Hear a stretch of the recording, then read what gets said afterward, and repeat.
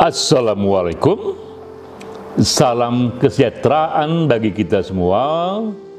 Om Swastiastu, Namo Buddhaya, salam kebajikan. Awalnya adalah kearifan, awalnya adalah wisdom, lalu kearifan tersimpan di dalam puisi. Ini kuliah singkat, serial Kultum, kuliah 7 menit.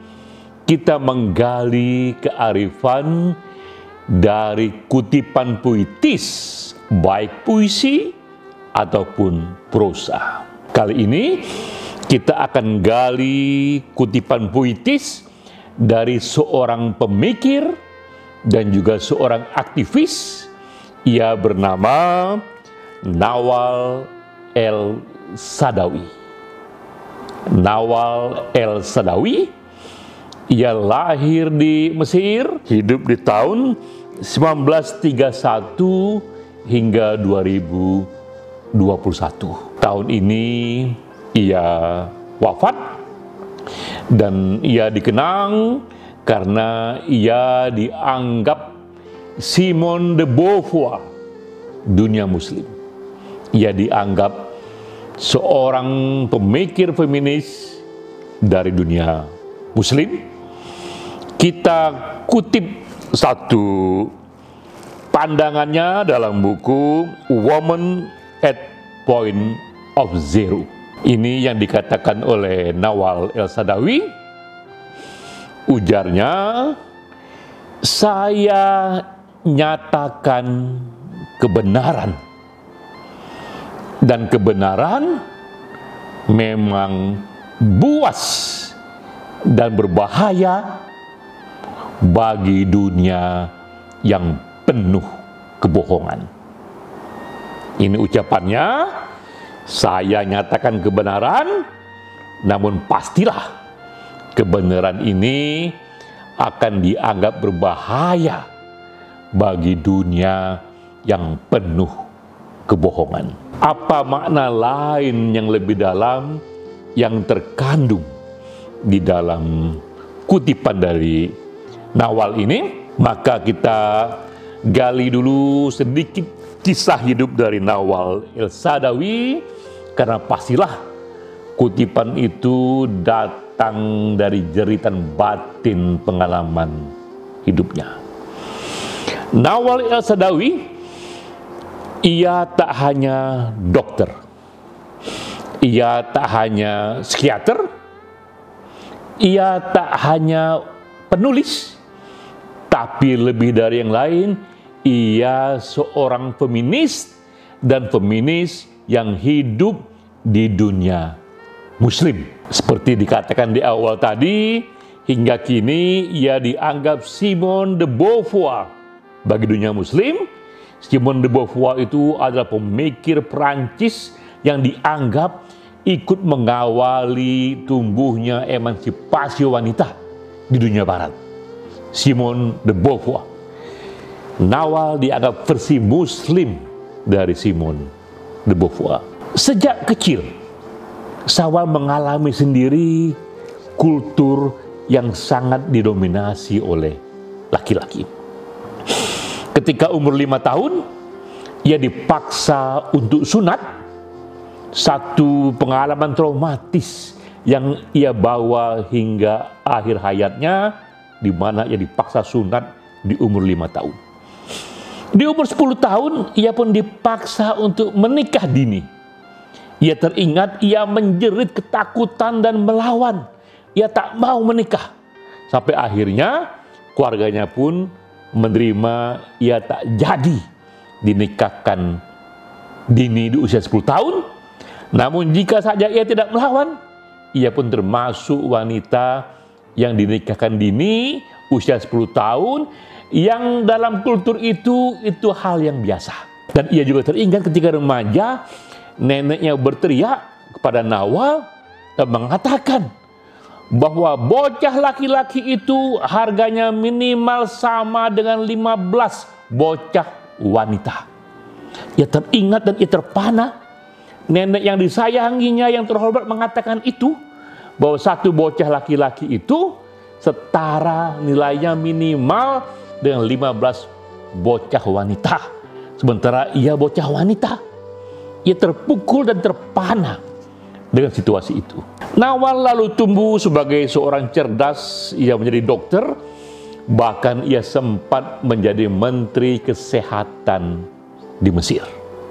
Begitu tinggi pencapaian Nawal, ya. Namun di era itu ia sudah mulai menjadi feminis. Ia membuat buku berjudul Woman and Sex dalam dunia muslim. Ia katakan di sana betapa tradisi sunat bagi wanita itu adalah bentuk dominasi lelaki kepada alat seksual wanita. Ia katakan itulah dunia patriarkal dalam mendominasi dunia seks wanita, sehingga wanita itu direduksi dari manusia menjadi hanya alat reproduksi belaka. Sehingga bahkan wanita pun dipaksa untuk sunat. Bukunya cukup menggemparkan dan mengkhawatirkan, hingga akhirnya ia pun dipecat sebagai Menteri Kesehatan. Lebih dari itu, ia pun dipecat sebagai pemimpin redaksi jurnal kesehatan.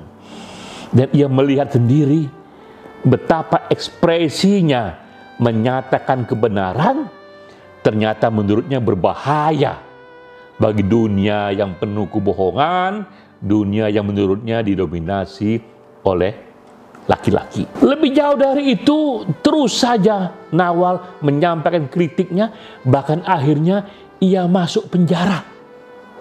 Di dalam penjara ia merenung betapa beda nasibnya seandainya ia bukan wanita.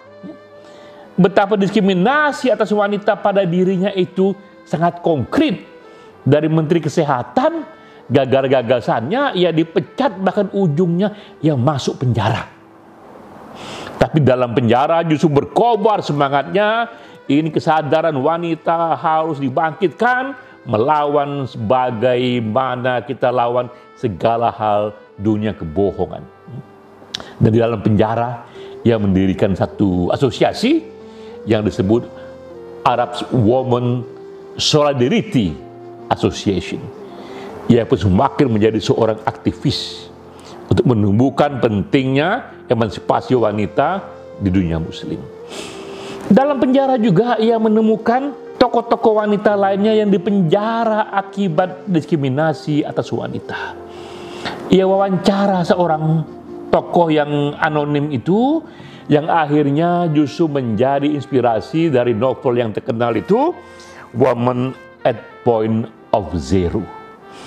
Dalam kisah di buku itulah ia menuliskan bagaimana perjalanan wanita di dunia muslim yang oleh sebagian itu memang dianggap didominasi melalui kultur patriarkal laki-laki, disunat paksa, dikawinkan secara dini, dan berbagai opininya itu akan disensor, ya, dan jika mereka melawan, berbagai kekerasan, baik kekerasan fisik ataupun kekerasan struktural akan datang menghampirinya. Tapi Nawal terus bersuara sampai akhirnya ia pun terlempar dari Mesir, tak lagi tinggal di Mesir, dan ia pindah ke Amerika.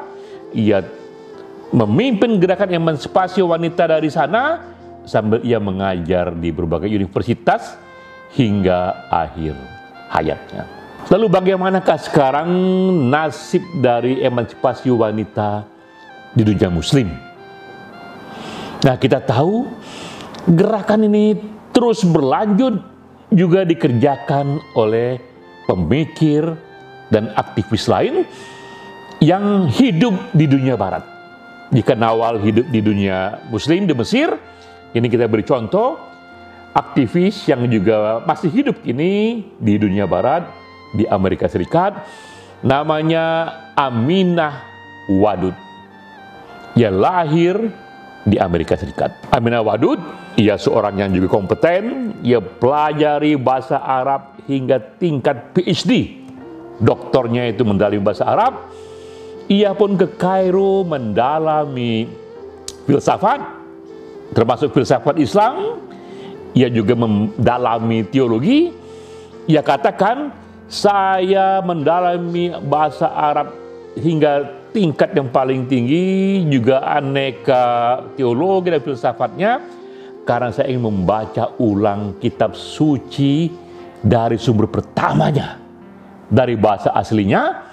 Karena bagi Aminah Wadud, paham yang datang di zaman modern ini, yang datang melalui peradaban 1400 tahun sejak datangnya Nabi, itu sudah banyak sekali bias interpretasi oleh ulama-ulama yang menurut Aminah Wadud, ulama yang bias oleh dominasi laki-laki. Maka ia berniat mempelajari sendiri, langsung dari bahasa aslinya, dari kitab aslinya, dan ia ingin tahu lebih detail apakah memang demikian cara orang memperlakukan wanita. Karena bagi Aminah Wadud, emansipasi tak cukup hanya emansipasi di dunia pendidikan, tak cukup hanya emansipasi di dunia kerja, tapi bagi Aminah Wadud juga harus emansipasi wanita bahkan dalam ritus agama. Itulah bentuk pertumbuhan terakhir emansipasi. Aminah Wadud meyakini bahwa manusia itu ditentukan oleh kualitas dari pribadinya, bukan oleh gendernya. Karena itu, apa yang salah jika wanita juga memimpin ritual yang juga dihadiri laki-laki?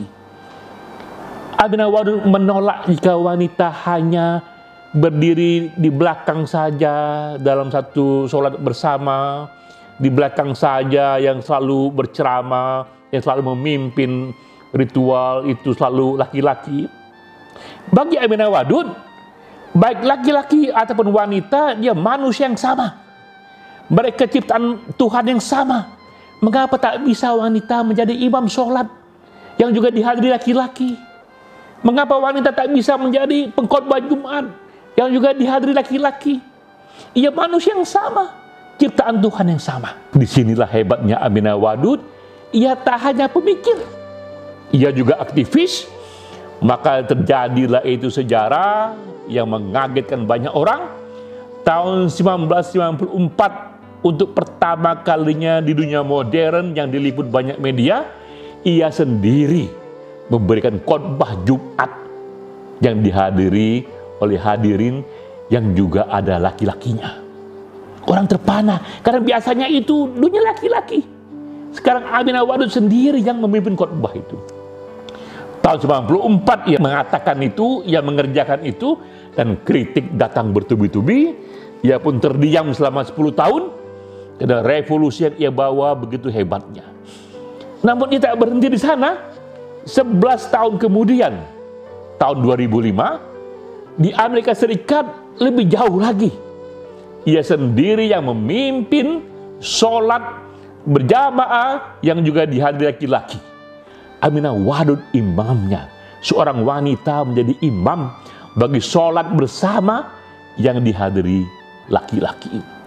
Begitu banyak para muslim-muslim konvensional yang protes berdiri di ujung tempat mereka sholat. Mereka mengatakan ini sebuah penyimpangan, tapi karena di Amerika hak asasi dilindungi, dikatakan jika kalian tak setuju, kerjakan apa yang kalian yakini, tapi mereka yang meyakini keyakinannya dilindungi konstitusi. Maka terjadilah itu. Sholat pertama di Amerika Serikat yang dihadiri laki-laki, 100 orang lebih yang hadir, yang memimpin adalah seorang imam wanita. Aminah Wadud sendiri, karena berangkat dari pandangannya tadi bahwa manusia itu sama, ciptaan Tuhan yang sama, hanya personalitinya yang membedakan itu, bukan jenis kelaminnya.